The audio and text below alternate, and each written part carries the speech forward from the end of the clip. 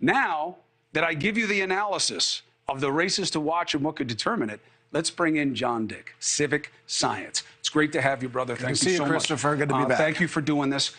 Now, you heard everything I said. Every word. I did not see any look of complete disgust come across your face. I was thrilled to hear you talk about it the way you did. No one talks about it that way. But when you look at the numbers, first, our reliance on them, that everything is the polls, even with the margin of error, mistake. Absolutely. I mean, it's an imperfect science, inherently imperfect. And elections don't have a margin of error. They are definitive, down to one vote sometimes. And this science, which is incredibly useful at certain things, should not be used to predict election outcomes. I mean, sure, the game of it's fun. And yes, as you said, it gets people to click on websites and tune into your show, and that's great. But it's in some ways irresponsible because we're conveying, or pollsters are conveying, a level of confidence that's inherently flawed.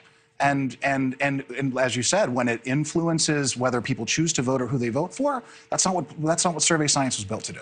So let's look at some of the different pieces. Your first problem is that people lie to pollsters. Put up the numbers that John developed in this in terms of, have you ever been deliberately dishonest to a pollster?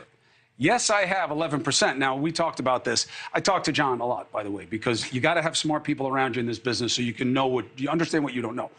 I think people lie about whether or not they lie because they don't want to call themselves liars. But even at your number, that's high. Sure. I mean, and you're talking about, again, elections that are, decided by a couple thousand, 10,000, 70,000 votes, and 11% is a lot. I mean, that swings huge numbers one way or the other. And yeah, people have come to weaponize polls in a way that even the people answering them say, I'm going to fudge the numbers because I know the numbers I give them are going to make it on the press, and that's going to influence things the way I want them to be influenced. Everybody's in on the game. Everybody's in on the game. So, and very interesting, and a good thing that John does at CivicScience is he always goes to the next layer. So, okay, so some people lie. Okay, great. We know that about everything in every regard.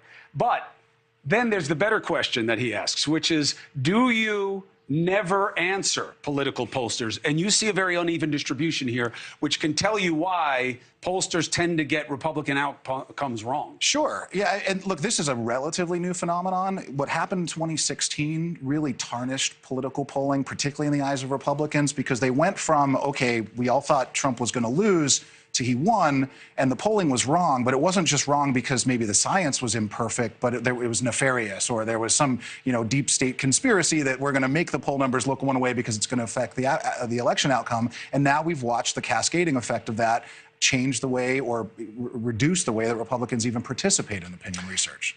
I think that it was also easier for the media to say, no, it wasn't rigged, rather than to give what you need to do to complete that statement. For you to not think it wasn't rigged, you need for me to explain why I got it wrong. And they didn't want to say they were out of touch with that base. Right. Well, and there were also pollsters who said, no, we did get it right. Right. There's enough out there, and everyone's sort of, Monday morning quarterbacking what happened. And so then they don't know who to believe or what to believe. And we start to have this institutional distrust that's festering in this country already. And this is just another manifestation of that. And now, it's a shame. Here's the problem.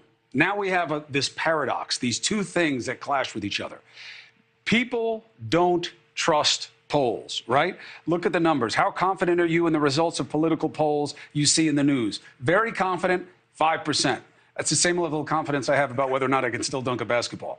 Guess what? I can't. Somewhat confident, 31%. Not at all confident, 64%. Now, juxtapose that with the attention that people pay to polls. And if you look at the ratings of television, everybody watches when they have polls. Make some sense of these two things. You see cable news, October, why are these spiking? Because you're getting the sense of urgency, you're getting the number game, everything going. How do those two ideas go together? I mean, people still smoke cigarettes, Chris. I mean, right? I mean, we do things that we know are bad for us, whether this is conscious or unconscious. I mean, I don't know.